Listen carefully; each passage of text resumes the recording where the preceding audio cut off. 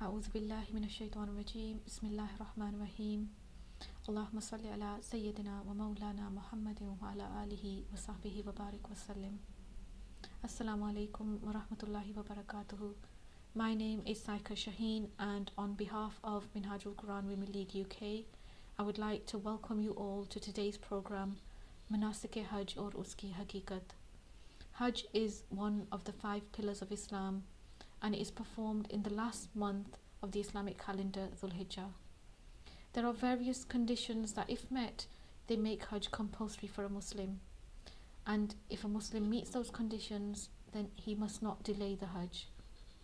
The journey of Hajj is undeniably the greatest journey that a Muslim will take in his life. It's a journey of sacrifice, of self-discovery, and a journey of servitude and obedience to Allah Almighty. And in today's program, we will be learning about the various rites and ceremonies that are to be performed by Muslims during their Hajj pilgrimage.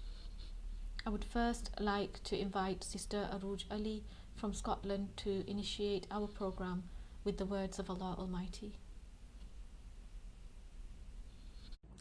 السلام عليكم ورحمة الله وبركاته. أعوذ بالله من الشيطان الرجيم. بسم الله الرحمن الرحيم. إن أول بيت وضع للناس للذي ببكة مباركا وهدى للعالمين فيه آيات بينات مقام إبراهيم ومن دخله كان آمنا ولله على الناس حج البيت من استطاع إليه سبيلا ومن كفر فإن الله غني عن العالمين. قل يا أهل الكتاب لم تكفرون بآيات الله والله شهيد على ما تعملون. قل يا أهل الكتاب لم تصدون عن سبيل الله من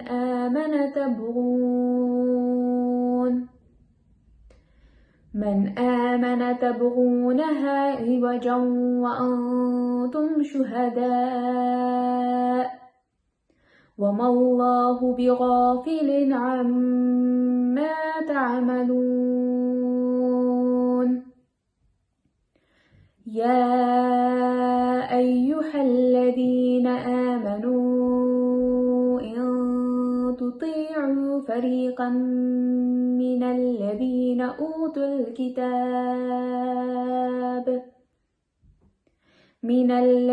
أوتوا الكتاب يردونكم بعد إيمانكم كافرين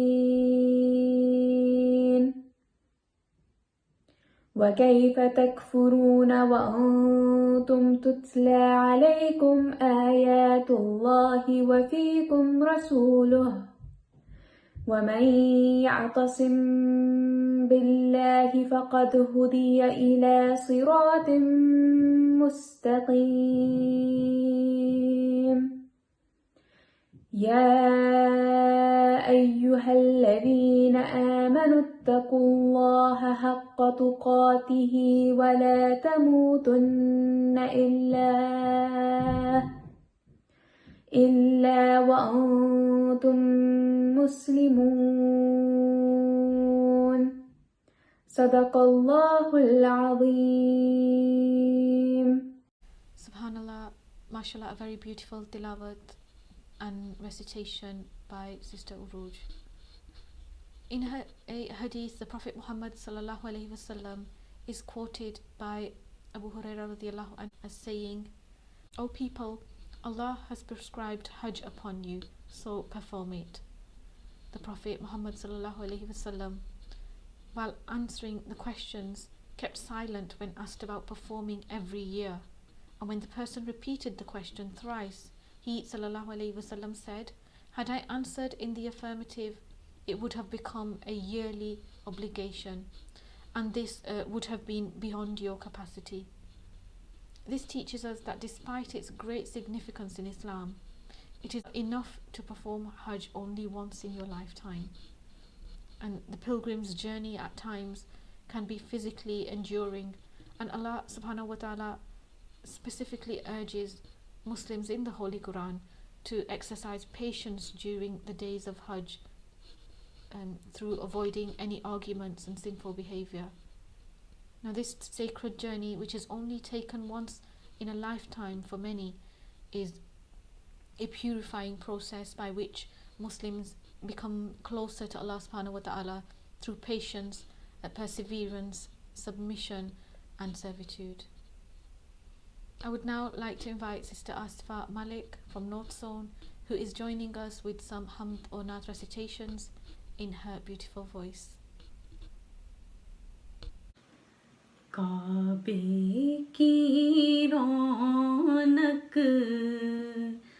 Kaabe ka manzar, Allahu Akbar, Allahu Akbar.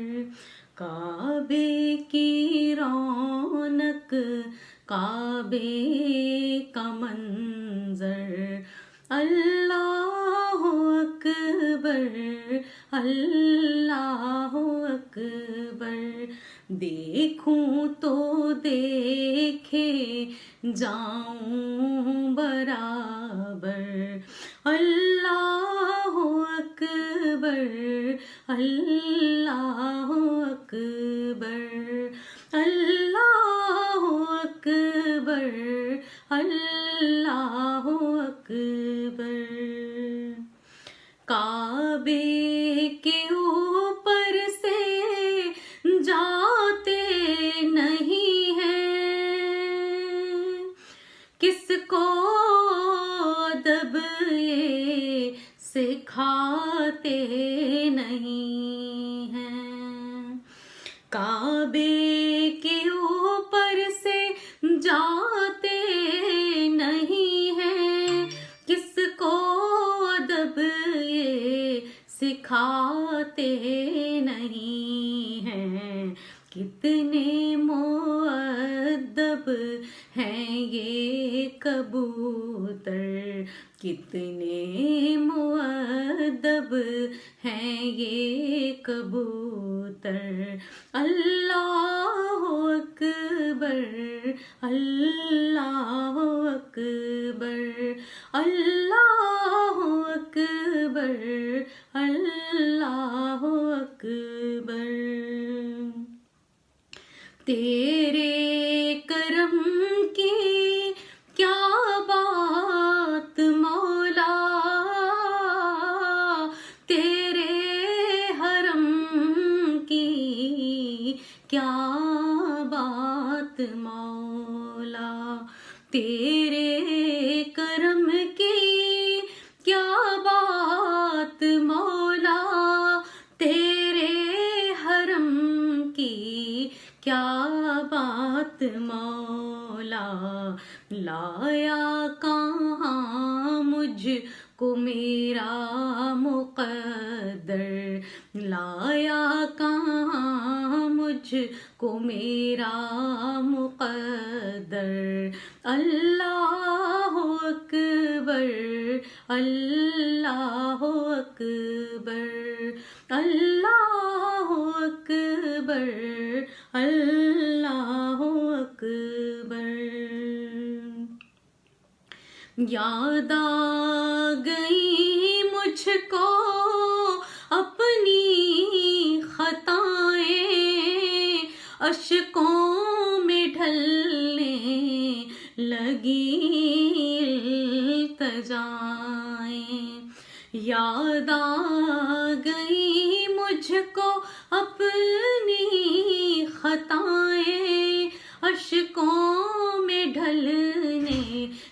لگی التجائیں، رویا غلاف کعبہ پکڑ کر، رویا غلاف کعبہ پکڑ کر، اللہ اکبر اللہ اکبر اللہ اکبر اللہ اکبر۔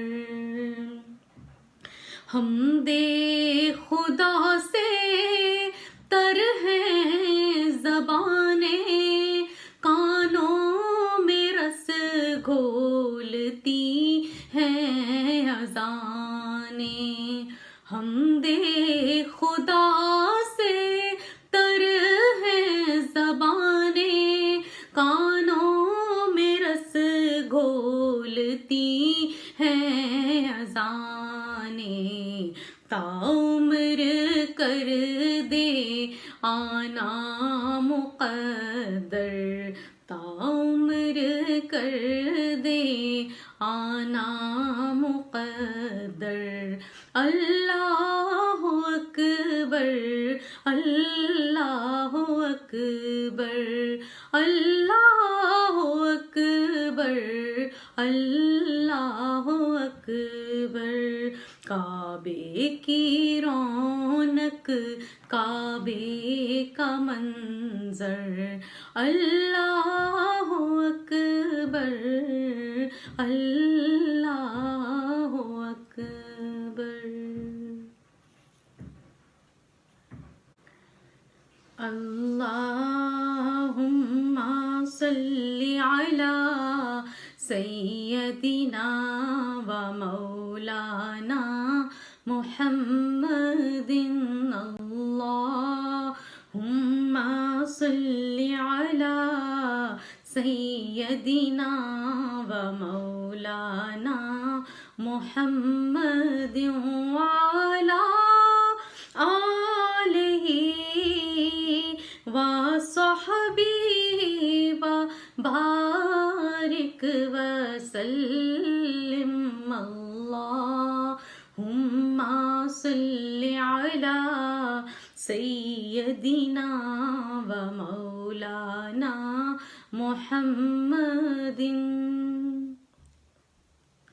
خوب سے خوب مدینے کا سفر لگتا ہے لگتا ہے، خوب سے خوب مدینے کا سفر لگتا ہے، ذرا ان راہوں کا بھی رشک کمر لگتا ہے لگتا ہے، خوب سے خوب مدینے کا سفر لگتا ہے۔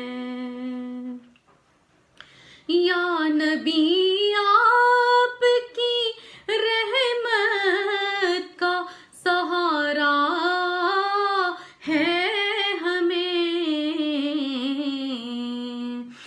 یا نبی آپ کی رحمت کا سہارا ہے ہمیں، ورنہ اعمال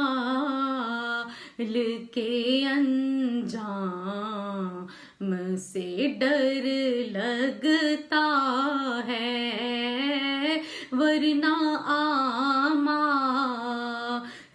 کے انجام سے ڈر لگتا ہے۔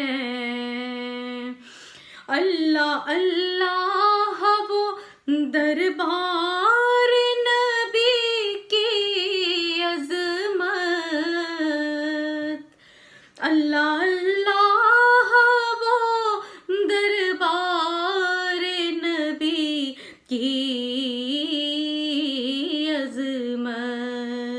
کے نور کا میلہ جہاں شام و سحر لگتا ہے کہ نور کا میلہ جہاں شام و سحر لگتا ہے لگتا ہے عشق سرکار سے جس شخص کا دامن ہے بھرا عشق سرکار سے جس شخص کا دامن ہے بھرا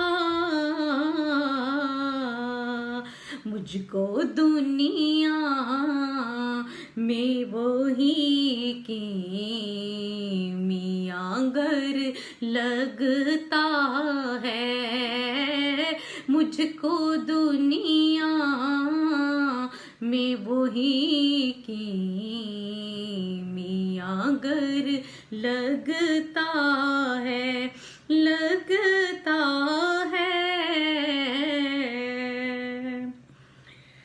پیار کرتا ہے نیازی جو زمانہ مجھ کو پیار کرتا ہے جو نیازی یہ زمانہ مجھ کو یہ میری ماں کی دعاؤں کا اثر لگتا ہے خوب سے خوب مدینے کا سفر لگتا ہے ذرا ان راہوں کا بھی رش کے کمر لگتا ہے ذرا ان راہوں کا بھی رش کے کمر لگتا ہے خوب سے خوب مدینے کا سفر لگتا ہے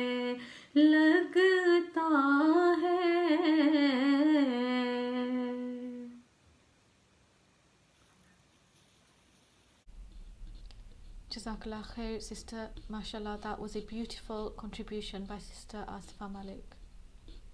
Islam believes in and preaches that everyone is equal in the eyes of Allah subhanahu wa ta'ala. On one occasion, Prophet Muhammad sallallahu alaihi wasallam said, an Arab has no superiority over a non-Arab, nor a non-Arab has any superiority over an Arab, and a white has no superiority over a black, nor a black has any superiority over white, except by piety and good action.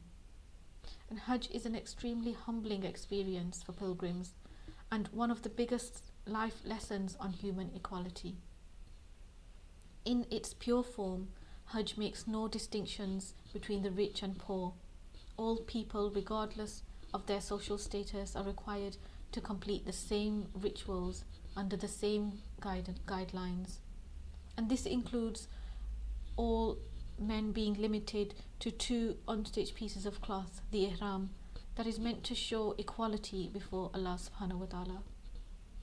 There are many other valuable lessons we can learn from the various rites and rituals of Hajj, and many of these rites are based upon the actions of obedience and sincerity of the Prophet Ibrahim alayhi salam and his family, peace be upon them, such as the Sa'i, which is the running back and forth from Mount Safa to Mount Marwa 7 times, in remembrance of Hazrat Bibi Hajra alayhi salam, the wife of Prophet Ibrahim alayhi salam, who put her entire trust in Allah subhanahu wa ta'ala. Her creator, who was watching, loved her act so much that he subhanahu wa ta'ala ordered it to be made part of the greatest ibadah. Each ritual or ceremony of Hajj has a special meaning and a beautiful history behind it, such as when the pilgrims collect stones to throw at Mina as a symbolic memory of Hazrat Ibrahim alayhi salam, who did this to Iblis while taking his son at the sacrificial site, or the Qurbani, which is performed to remember the great sacrifice of Prophet Ibrahim alayhi salam, who agreed to sacrifice his son Prophet Ismail alayhi salam on Allah's will. The Qurbani was accepted by Allah subhanahu wa ta'ala to such a level where it too became a part of the Hajj. We are joined today by our speaker, Sister Tasneem Babar, Dawa Secretary, Minhaj Women League UK, who will be discussing in details the various rites and ceremonies of Hajj with her talk on the topic Manasik-e-Hajj aur uski haqiqat. I'd like to welcome to the program Sister Tasneem Babar.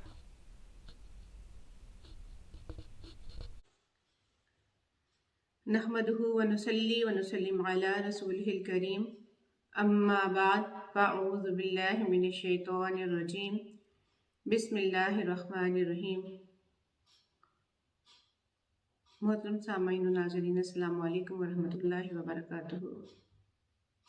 اللہ جل مجدہ کا بے پایہ لطف و کرم اور حضور تاجدار کائنات صلی اللہ علیہ وآلہ وسلم کے جوڑوں کے تصدق سے اور سیدی شیخ الاسلام ڈاکٹر محمد طاہر القادری دامت برکاتہ العالیہ کے فیضان نظر سے منہاج القرآن ویمن لیگ UK کے زیر اہتمام مناسک حج اور ان کی حقیقت کے عنوان سے منعقدہ آج کے پروگرام میں حاضر ہیں. حج ارکان اسلام کا ایک اہم رکن ہے اور ہر عاقل بالغ اور صاحب استطاعت شخص پر زندگی میں ایک بار فرض ہے. 8 ذی الحجہ کی مبارک اور سہانی صبح سے حج کا آغاز ہو جاتا ہے اور اگلے 5 دن جو ہیں وہ سارے سفر کا حاصل ہیں. حج کا جو پہلا دن یعنی 8 ذی الحجہ کا دن یوم ترویہ کہلاتا ہے. اس روز آپ صبح سویرے اٹھنے کی کوشش کریں. اٹھتے ہی سب سے پہلے سنت کے مطابق غسل کریں اور اگر غسل نہ ہو سکے تو پھر وضو ہی کر لیں. اسی غسل یا وضو میں احرام کی نیت بھی کر لیں. اس کے بعد مسنون طریقے سے احرام باندھ کر 2 رکعت نفل ادا کریں. جب نماز فجر کا وقت ہو جائے تو کوشش کریں کہ نماز مسجد حرام میں ادا ہو جائے اور وہیں بیٹھ کر حج کی نیت بھی کریں. حج کی نیت کے کچھ الفاظ کچھ اس طرح سے ہیں: اللہم انی ارید الحج فیسرہ لی وتقبلہ منی وعنی علیہ وبارک لی فیہ نویت الحج واحرمت بہ للہ تعالی. اے اللہ، میں حج کی نیت کرتا ہوں یا کرتی ہوں، بس اس کو میرے لیے آسان فرما دے اور مجھ سے قبول کر لے اور اس میں میری مدد فرما اور اس میں میرے لیے برکت ڈال دے. میں نے حج کی نیت کی اور اس کے ساتھ اللہ تعالیٰ کے لیے احرام باندھا. حج کی نیت کرنے کے فوراً بعد ذرا بلند آواز میں تلبیہ کہیں: لبیک اللہم لبیک لبیک لا شریک لک لبیک ان الحمد والنعمت لک والملک لا شریک لک. اے اللہ، میں حاضر ہوں، یا اللہ میں حاضر ہوں، تیرا کوئی شریک نہیں، میں حاضر ہوں. بے شک تمام تعریفیں اور نعمتیں تیرے لیے ہیں اور ملک بھی، تیرا کوئی شریک نہیں. اور پھر ساتھ ہی حضور علیہ الصلوۃ والسلام کی بارگاہ میں آہستہ آواز میں درود و سلام پیش کریں. مینا کو روانہ ہونے سے قبل طواف قدوم یعنی آنے کا طواف کریں. طواف قدوم کے بعد مینا کو روانہ ہو جائیں. مینا کا مقام وادی مکہ سے تقریباً 3 کلومیٹر دور ہے. مینا کی طرف جاتے ہوئے راستے میں تلبیہ، اذکار اور استغفار کثرت سے پڑھتے رہیں اور ساتھ ہی حضور علیہ الصلوۃ والسلام پر درود پاک بھی بھیجتے رہیں. مینا میں آپ ظہر، عصر، مغرب، عشاء اور 9 ذی الحجہ کی نماز فجر ادا کریں. مینا میں رات کا قیام سنت ہے اور بہتر ہے کہ رات کو بھی تلبیہ، استغفار اور دیگر دعائیں پڑھتے رہیں. 9 ذی الحجہ یوم عرفہ کہلاتا ہے. حج کا دوسرا دن دیگر ایام کی نسبت بہت اہم ہوتا ہے. یہ مغفرت کا دن ہے، اسے یوم عرفہ بھی کہتے ہیں. اسی دن حج کا رکن اعظم وقوف عرفات ادا کیا جاتا ہے. صبح مستحب وقت میں نماز فجر پڑھ کر آفتاب چمکنے پر عرفات کی طرف روانہ ہو جائیں. راستے میں درود اور لبیک کثرت سے سے پڑھیں اور عرفات کی طرف روانگی کے وقت یہ دعا پڑھیں کہ اے الہی میں نے تیری طرف رخ پھیرا اور تجھ پر بھروسہ کیا اور تیری توجہ کی خواستگاری ہے، میرے گناہوں کی مغفرت کرنا اور میرے حج کو حج مقبول بنانا، مجھ پر رحم فرما اور محروم و بے نصیب مجھے واپس نہ کرنا، میرے سفر میں برکت عطا کر اور عرفات میں میری حاجت پوری کر، تو ہر چیز پر قدرت والا ہے۔ میدان عرفات میں داخل ہوتے وقت رب ذوالجلال کی تسبیح و تحمید کریں اور زبان سے یہ الفاظ ادا کریں، سبحان اللہ والحمد للہ ولا الہ الا اللہ واللہ اکبر، پاک ہے اللہ اور سب تعریفیں اسی کے لیے ہیں اور کوئی معبود نہیں مگر اللہ اور اللہ سب سے بڑا ہے۔ جب آپ عرفات میں داخل ہو جائیں تو جبل رحمت کے پاس یا جہاں بھی جگہ ملے راستے سے بچ کر اتریں اور دوپہر تک زیادہ وقت اللہ کے حضور گریہ زاری، صدقہ و خیرات اور ذکر و لبیک میں مشغول رہیں۔ دوپہر ڈلتے ہی کوشش کریں کہ مسجد نمرہ میں جائیں اور نماز ظہر اور عصر کٹھی مسجد نمرہ میں جا کر پڑھیں اور نماز پڑھتے ہی وقوف عرفات کے لیے موقف کو روانہ ہو جائیں۔ وہ خاص نزول رحمت کی جگہ ہے، یہاں کھڑے ہو کر یا بیٹھ کر جیسے ہو سکے دعا کریں، اپنے رب کریم کی بارگاہ میں ہاتھ پھیلائے ہوئے تکبیر و تحلیل، حمد، ذکر، دعا اور توبہ میں ڈوب جائیں، کیونکہ یہ وقوف عرفات ہی حج کی جان اور اس کا بڑا رکن ہے۔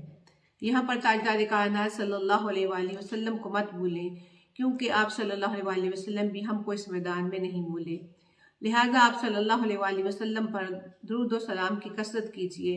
اس کے علاوہ اپنے والدین عزیز و اقارب اور اپنے وطن عظمت اسلام اور دوست احباب کے لیے دعا بھی کیجیے۔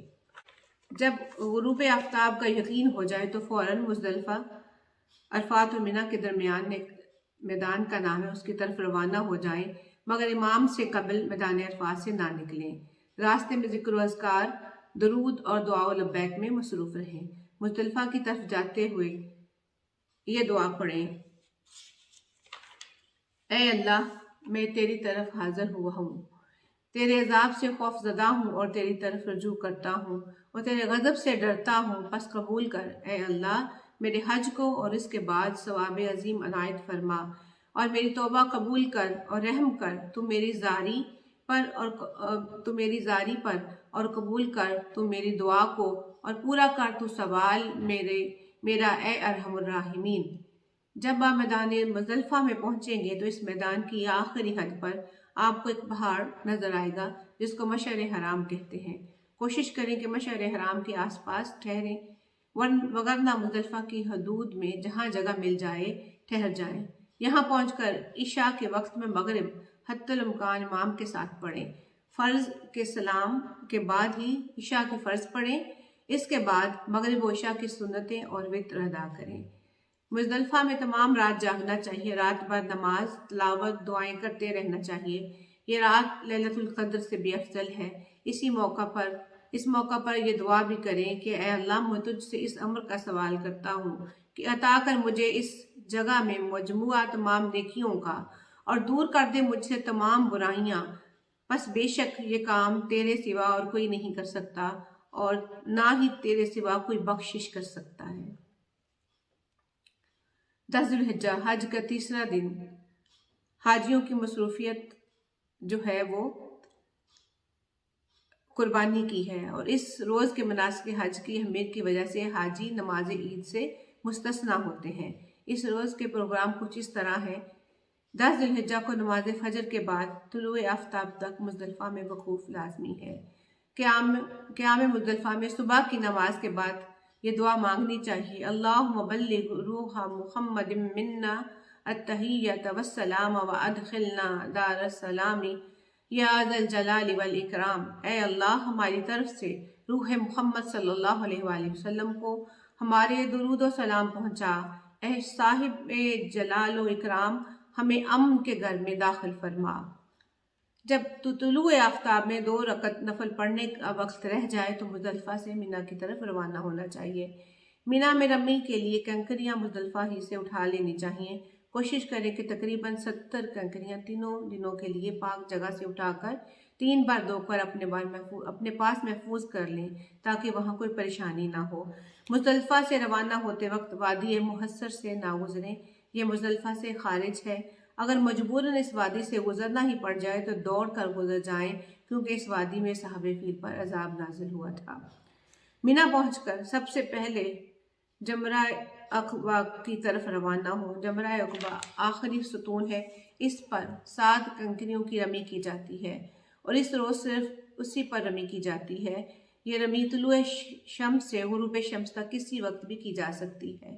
ہر کنکری پھینکتے وقت زبان سے یہ الفاظ ادا کریں: بسم اللہ اللہ اکبر رغم للشیطان، اے اللہ کے نام سے شروع کرتا ہوں جو سب سے بڑا ہے تاکہ شیطان ذلیل ہو۔ رمی سے فارغ ہو کر قربانی میں مشغول ہوں۔ یہ حضرت ابراہیم علیہ السلام اور حضرت اسماعیل علیہ السلام کی یاد میں حج کے شکرانے کے طور پر کی جاتی ہے۔ اگر قربانی کی استطاعت نہ ہو تو 10 روزے رکھیں، 3 ایام حج میں اور 7 حج سے واپسی پر۔ قربانی کے جانوروں کی عمر اور اعضاء میں وہی شرطیں ہیں جو عید کی قربانی میں ہیں۔ قربانی کے بعد قبلہ رو بیٹھ کر مرد حلق یعنی سر منڈوائیں یا تقصیر یعنی بال کتروائیں، لیکن حلق تقصیر کی نسبت زیادہ افضل ہے، کیونکہ حضور علیہ الصلوۃ والسلام نے فرمایا اللہم اغفر للمحلقین، اے اللہ سر منڈوانے والوں کو بخش دے۔ سر منڈوانے وقت مسنون یہ ہے کہ دائیں جانب سے پہلے منڈوائیں، اور اگر بال کترانے ہوں تو انگلی کے پور کے برابر کتروائیں۔ عورتیں انگلی کے ایک پور کے برابر بال کتروائیں۔ مرد اور خواتین اپنے بالوں کو دفن کر دیں۔ حلق یا تقصیر سے قبل نہ ناخن کتروائیں اور نہ ہی خط بنوائیں۔ حلق یا تقصیر سے قبل احرام اتارنا نہیں چاہیے، لہذا جب سر منڈوانے یا بال کتوانے سے فارغ ہو جائیں تو احرام اتار دیں اور عام لباس پہن لیں۔ قربانی، حلق و تقصیر اور احرام کھولنے کے بعد طواف زیارت کے لیے مکہ معظمہ کی طرف روانہ ہوں۔ اس طواف میں استباق نہیں، کیونکہ یہ عام لباس میں کیا جاتا ہے۔ طواف زیارت حج کا دوسرا اہم رکن ہے اور یہ عمرہ کے طواف کی ہی طرح ادا کیا جاتا ہے۔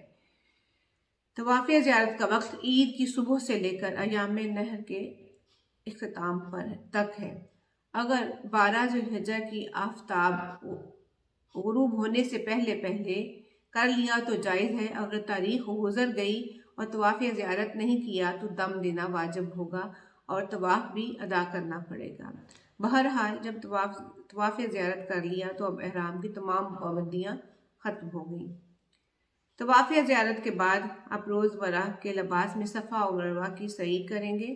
حج کی سعی کے بعد 2 رکعت نفل پڑھیں گے۔ ان امور کی انجام دہی کے بعد آپ الحمدللہ طواف وداع اور رمی کے علاوہ تمام واجبات سے فارغ ہو چکے۔ طواف زیارت سے فارغ ہونے کے بعد مینا میں واپس آ جائیں اور 2 رات اور 2 دن یہیں قیام کریں۔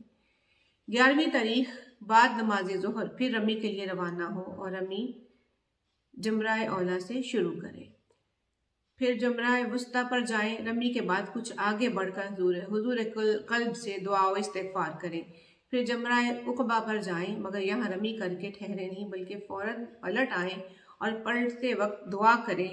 اسی طرح 12 تاریخ کو زوال کے بعد رمی کریں اور 12ویں کی رمی کر کے غروب آفتاب سے پہلے مکہ معظمہ روانہ ہو جائیں۔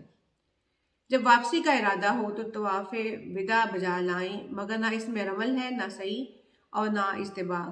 پھر 2 رکعت مقام ابراہیم پر پڑھ کر آب زمزم پئیں، اپنے ہاتھ میں پانی لیں اور قبلہ ہو کر خوب سیر ہو کر پانی پئیں۔ ہر سانس میں نظریں اٹھا کر اللہ کے پیارے گھر کو بھی تکتے رہیں۔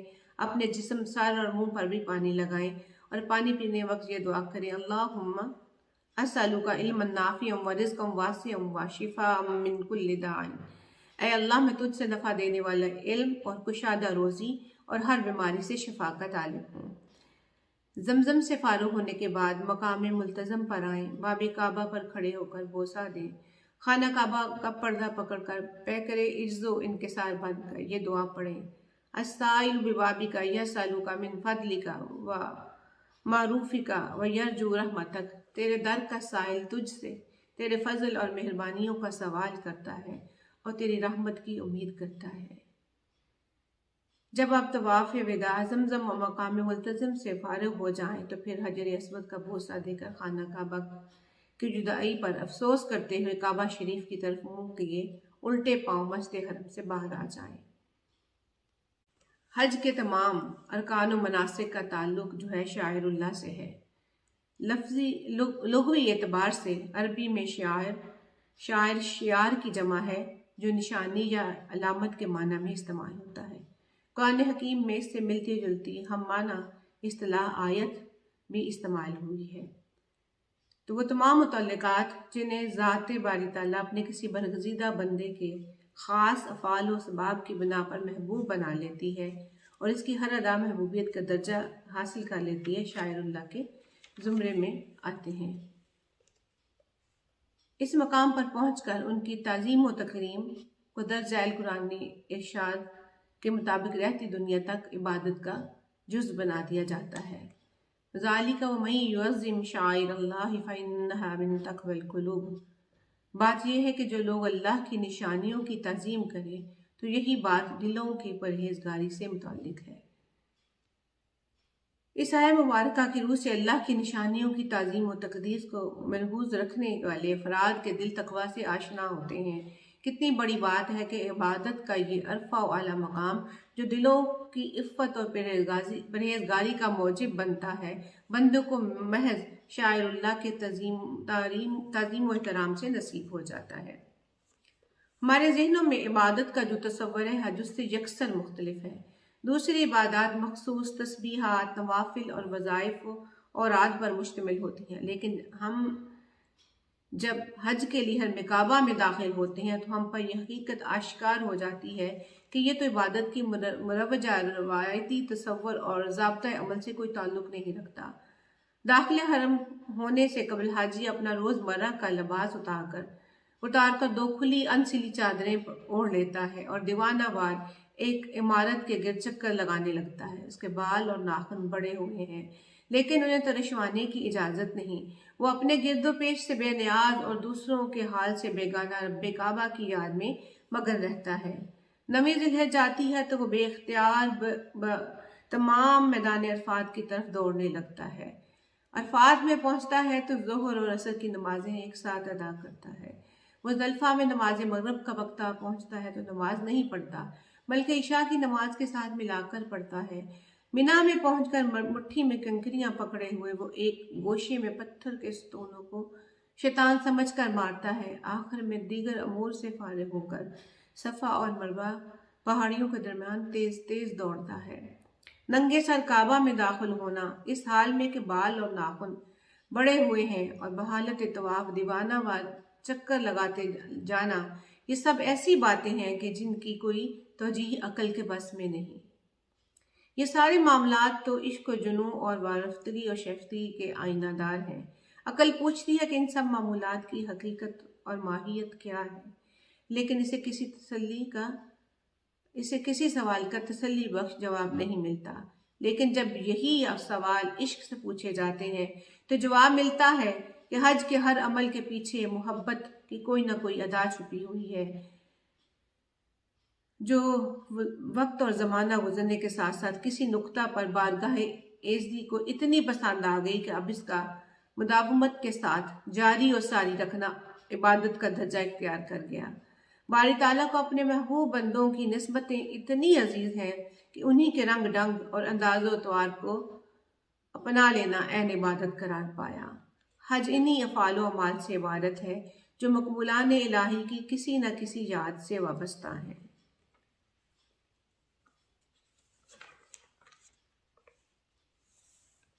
بعض اوقات اللہ تعالیٰ کے کسی برگزیدہ اور مقبول بندے سے اضطراری طور پر ایسے افعال کا صدور ہو جاتا ہے جن کا بظاہر عبادت سے کوئی تعلق نہیں ہوتا، لیکن ان کا وہ عمل بارگاہ ایزدی میں اس قدر پسندیدہ ہوتا ہے کہ اگرچہ بظاہر اس سے عبادت کا کوئی پہلو نہیں نکلتا تاہم اس سے اجتماعی عبادت کا جز بنا دیا جاتا ہے۔ اس کی مثال سیدہ ہاجرہ کا پانی کی تلاش میں دیوانہ و صفا اور مروہ کی دو پہاڑیوں کے درمیان دوڑنا تھا، جسے وقوع پذیر ہوئے صدیاں بیت گئیں، لیکن باری تعالیٰ کو اپنی اس پیاری بندی کی وہ ادا اتنی پسند آئی کہ اسے عالمگیر اجتماعی سطح پر مناسک حج کا حصہ بنا دیا۔ جہاں تک حج کے بنیادی مناسک اور ارکان کا تعلق ہے تو حجاج کا میدان عرفات میں حاضر ہو جانے کا نام ہی حج ہے، یعنی بغیر کسی نفلی عبادت اور خطبہ حج کے محض میدان عرفات میں حاضری ہی فرضیت کی ادائیگی کے اعتبار سے حج کا درجہ رکھتی ہے۔ اس کے علاوہ باقی سب اعمال اور واجبات سنن اور مستحبات کے درجے میں آتے ہیں۔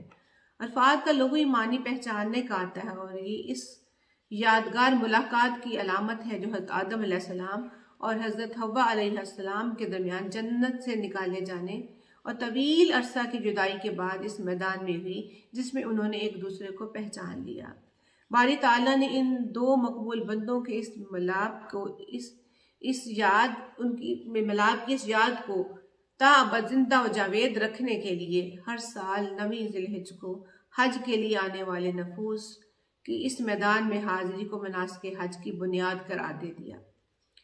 پھر مقام منا پر فرزندان توحید کے اس عظیم اجتماع کی قربانی اس منظر کی یاد تازہ کرنے کے لیے ہے کہ جب منشاء ازدی کی تعمیل میں حضرت ابراہیم علیہ السلام اپنے لخت جگر حضرت اسماعیل علیہ السلام کو خدا کی رضا کے لیے قربان کر دینے کے لیے اس میدان میں لے آئے تھے، اور باپ بیٹے کے درمیان مکمل مفاہمت کے بعد حضرت ابراہیم علیہ السلام نے حلقوم پسر پر چھری چلا دی تھی۔ یہ عظیم قربانی، جسے ذبح عظیم کے نام سے یاد کیا جاتا ہے، بارگاہ خداوندی میں شرف قبولیت سے نوازی گئی اور فدیے کے طور پر ایک دمبے کو قربان کر دیا گیا۔ اس یادگار واقعے کو دوام بخشنے کے لیے حجاج کرام کو حکم دیا گیا کہ وہ 10 ذی الحجہ کو اپنے ہاتھوں سے قربانی کے جانور اس تاریخی میدان میں لا کر ذبح کریں۔ اگر ہم بنظر غور مناسک حج کا جائزہ لیں تو ہم پر یہ حقیقت آشکار ہوگی کہ مناسک و ارکان حج کا کوئی نہ کوئی تعلق حضرت ابراہیم علیہ السلام اور ان کے فرزند رشید حضرت اسماعیل علیہ السلام کی ذات سے ضرور نکل آئے گا۔ مثلا رمی یعنی کنکریاں مارنے کی رسم اس واقعے کی یادگار ہے جب باپ بیٹا فریضہ قربانی ادا کرنے کی خاطر جا رہے تھے، راستے میں شیطان حضرت اسماعیل علیہ السلام کو بہکانے کے لیے آ گیا اور اس سے کہنے لگا کہ تیرا باپ تجھے قتل کرنے کی نیت سے لے جا رہا ہے۔ حضرت اسماعیل علیہ السلام نے شیطانی بہکاوے کا ذکر حضرت ابراہیم علیہ السلام سے کیا تو انہوں نے شیطان کو کنکریاں ماری تاکہ اسے پتہ چل جائے کہ اس کا کوئی وار ہمارے ارادوں کو متزلزل نہیں کر سکتا۔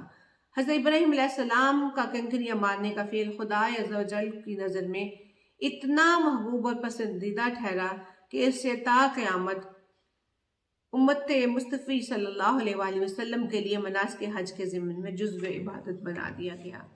جب تک حاجین علامتی شیطانوں کو کنکریاں نہ ماریں، فریضہ حج کی تکمیل نہیں ہو سکتی۔ اس فعل کی عقلی توجیہ کرنا چاہیں تو عقل و منطق اس کو کوئی جواز نہ ڈھونڈ پائے گی۔ اس طرح لباس کا معاملہ ہے۔ تعمیر کعبہ کے وقت دونوں باپ بیٹا 2 سادہ چادریں زیب تن کیے ہوئے تھے۔ یہ لباس جو انتہائی سادگی کا مرقع تھا، خدا کی ذات کو اتنا پسند آیا کہ حجاج کو حکم دیا گیا کہ وہ اپنا مخصوص اور علاقائی فیشن کے مطابق سلا ہوا لباس اتاریں اور فقط 2 چادریں اوڑھ لیں، جنہیں احرام کا نام دیا گیا۔ اب دنیا کے مختلف کونوں سے آئے ہوئے لوگ احرام کی چادروں سے جسم ڈھانپ کر سنت ابراہیمی اور اسماعیلی کا اتباع کرتے ہوئے ایک ہی رنگ میں رنگے نظر آتے ہیں۔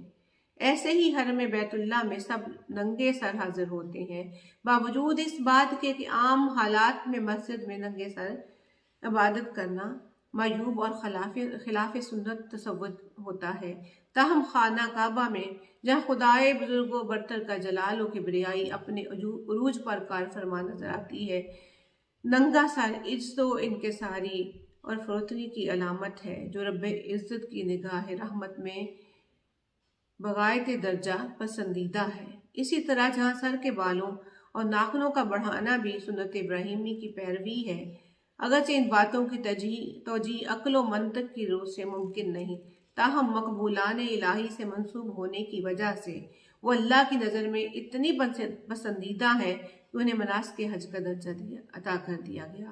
اب انہیں اپنائے بغیر حج مکمل نہیں ہو سکتا۔ پھر کعبۃ اللہ کے گرد 7 چکر لگانا، جنہیں عرف عام میں طواف سے موسوم کیا جاتا ہے، مناسک حج کا اہم حصہ ہے۔ حاجیوں کو حکم ہے کہ پہلے 3 چکروں کے دوران طواف اکڑ کر چلیں۔ طواف کے دوران اکڑ کر چلیں۔ کیا عجیب بات ہے کہ معمول کے حالات میں اکڑ کر چلنا اور اترانا غرور و تکبر اور سرکشی کی علامت ہے، جو اللہ کی نظر میں انتہائی ناپسندیدہ اور کبھی فعل ہے، لیکن حج میں معاملہ برعکس ہے۔ روایات کے ذریعے ہم تک اس کی جو حکمت پہنچی ہے وہ یہ ہے کہ جب مسلمان ہادی برحق صلی اللہ علیہ وآلہ وسلم کے حکم پر مکہ سے مدینہ ہجرت کر چکے تو مسلسل جہاد اور ریاضت و مشقت کی بنا پر ان کے جسم دبلے اور کمزور پڑ گئے تھے۔ جب صلح حدیبیہ کے بعد مدینہ سے عمرہ کرنے کے لیے مکہ پہنچے تو ان کی چال ڈال سے نقاہت کا اظہار ہوتا تھا۔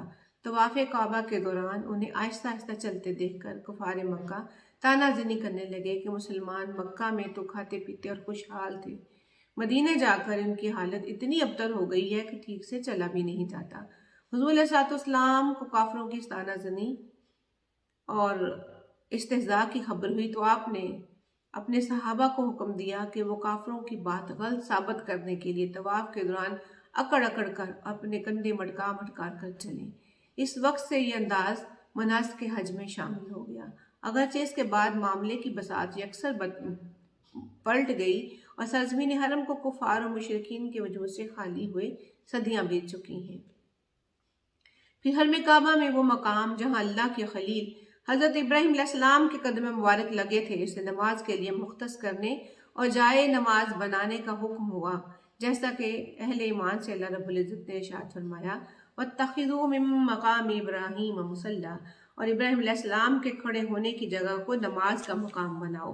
اب جب تک حکم اذنی کے تحت اس مخصوص مقام پر 2 رکعت نماز ادا نہ کی جائے، طواف کعبہ کی تکمیل نہیں ہوتی اور حج نامکمل رہتا ہے۔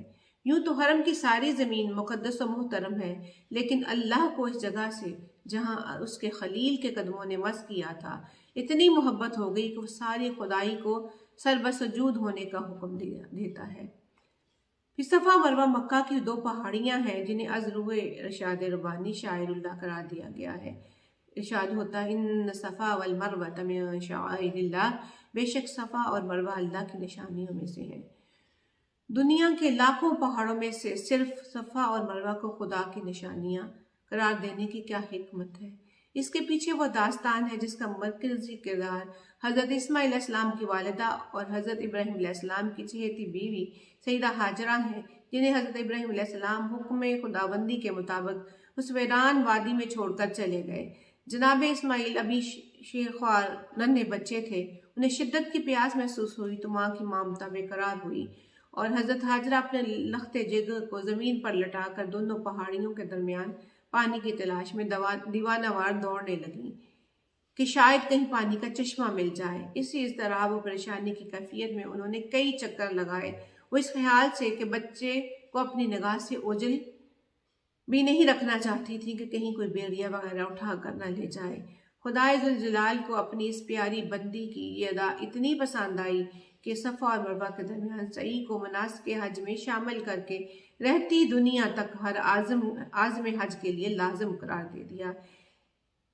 اس داستان خوش انجام کا اختتام اس طرح ہوا کہ کم سی نحال اسماعیل نے شدت پیاس سے زمین پر ایڑیاں رگڑنا شروع کر دیں تو اللہ تعالیٰ نے پتھریلی زمین کے نیچے سے پانی کا چشمہ جاری کر دیا، جو ہزاروں سال گزر جانے کے بعد آج بھی جاری ہے اور ایک جہان اس سے سیراب ہو رہا ہے۔ یہ چشمہ زمزم کے نام سے زبان زد خاص و عام ہے۔ آب زمزم بہت سی بیماریوں کے لیے شفا ہے اور اس کے پینے کے آداب یہ ہیں کہ اسے باوضو اور کھڑے ہو کر پیا جائے، جبکہ عام پانی کا کھڑے ہو کر پینا سنت مصطفی صلی اللہ علیہ وآلہ وسلم کے خلاف ورزی ہے۔ یہ اس لیے کہ اس پانی کو جناب اسماعیل کی ایڑیوں سے نسبت ہونے کی بنا پر دنیا کے تمام پانیوں پر فضیلت حاصل ہو گئی۔ پھر قربانی کے جانور اگر لیں تو دنیا کے میں ہر جگہ اللہ کے نام پر صدقہ و خیرات کے لیے جانور ذبح کیے جاتے ہیں۔ لیکن ذبیح اللہ حضرت اسماعیل علیہ السلام سے نسبت ہونے کی بنا پر مقام منا پر قربانی کے لیے ذبح کیے جانے والے جانور کی حیثیت منفرد اور جداگانہ ہو گئی. انہیں اس خاص نسبت سے شاعر اللہ کا درجہ دیا گیا. ارشاد باری تعالیٰ ہوتا ہے وَالْبُدْنَ جَعَلْنَاهَا لَكُم مِّن شَعَائِرِ اللَّهِ، ہم نے ان جانوروں کو تمہارے لیے اللہ کی نشانیوں میں شامل کیا. اسی طرح حجر اسود اپنی نوعیت کے اعتبار سے عام پتھروں کی طرح ایک پتھر ہے، لیکن چونکہ اسے آقا نامدار صلی اللہ علیہ وآلہ وسلم نے اپنے مبارک ہاتھوں سے حرم کعبہ کے اندر نصب فرمایا اور اپنے مبارک لبوں سے اسے بوسہ دیا، حجر اسود کو اس نسبت سے دنیا کے تمام پتھروں پر فضیلت حاصل ہو گئی. چنانچہ حجر اسود کا احترام اور اسے بوسہ دینا مناسک حج میں شامل ہے. اگر ہم غور کریں تو مناسک حج کے مطالعہ سے یہ حقیقت واضح ہوتی ہے کہ شریعت مطہرہ نے از نوع عبادات 2 قسم کے اعمال بیان کیے ہیں. پہلی قسم میں وہ اعمال آتے ہیں جو فی نفس ہی عبادت قرار دیے گئے، جیسے نماز، روزہ وغیرہ. دوسری قسم میں وہ اعمال شامل ہیں جو ہر چند اپنی ظاہری نوعیت کے اعتبار سے عبادت کے درجے میں نہ تھے، لیکن انہیں اللہ کے مقبول اور برگزیدہ بندوں سے منسوب ہونے کی وجہ سے خدا کی نظر میں محبوبیت کا وہ مقام مل گیا کہ انہیں منشاء ایزدی کے تحت دہرائے جاتے رہنا عین عبادت قرار پایا. تمام مناسک حج کا یہی فلسفہ اور یہی حقیقت ہے. عقل اور منطق ان کی تہ تک نہیں پہنچ سکتے کہ مقبولان الہی کے انداز و اطوار اور محبوبانہ ادائے عشق و مستی اور وارفتگی کی آئینہ دار ہوتی ہیں. مناسک حج کے ضمن میں شاعر اللہ کے تعظیم دلوں کے تقوی کا موجب ہوتی ہے، لہٰذا عقل و منطق کے تقاضوں کو پس پش ڈال کر ان کے آگے فرط ادب سے سر تسلیم خم کر دینا ہی مناسک حج کا تقاضۂ اولین ہے. تو اللہ رب العزت ہمیں حج بیت اللہ کی سعادت نصیب فرمائے، اور جو لوگ اس سال حج بیت اللہ کا ارادہ رکھتے ہیں، یہ سفر ان کا قریب شروع ہونے والا ہے، اللہ رب العزت ان کا حج مقبول بنائے اور امت مسلمہ کو اپنا فضل و کرم سے ہمیشہ نوازے رکھے. وما علینا الا البلاغ المبین.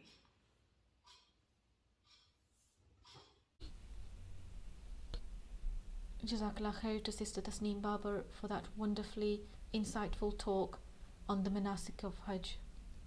Subhanallah, every year millions upon millions of people travel from all corners of the world to visit the house of Allah subhanahu wa ta'ala and to walk in the footsteps of Prophet Ibrahim alayhi salam. Allah commands the believers in the Holy Quran in more than one occasion to follow the faith of Ibrahim, the upright. These important key events in the life of Ibrahim alayhi salam went on to become the manasik or rituals of Hajj. In one way or another, we can see that Hajj is in fact a celebration of the life of Ibrahim alayhi salam and an embodiment of his path. And the reward for completing Hajj pilgrimage are absolutely immense in the eyes of Allah subhanahu wa ta'ala. The Prophet Muhammad sallallahu alaihi wasallam in fact describes the one who performs Hajj properly as someone who returns from Hajj pure and free from sin, just as the day as his mother gave birth to him. And the Prophet sallallahu alaihi wasallam also informed us that the reward for an accepted Hajj is nothing less than paradise. Subhanallah. May the peace and blessings of Allah subhanahu wa ta'ala be upon Ibrahim, his family, and the noble messenger Prophet Muhammad sallallahu alaihi wasallam. May those who have the intentions of embarking on the wonderful journey be granted the opportunity to obtain forgiveness for their lifelong sins and to return back to their homes with a cleansed heart. We ask Allah subhanahu wa ta'ala to accept the Hajj of all the pilgrims this year, and that He subhanahu wa ta'ala makes their journey safe, blessed and accepted. And we ask Allah subhanahu wa ta'ala to grant us all the opportunity to fulfill the pillar of Hajj, this journey of a lifetime. Ameen. اللہم صلی علی سیدنا و مولانا محمد وعلی آلہ وصحبہ وبارک وسلم. والسلام علیکم ورحمۃ اللہ وبرکاتہ.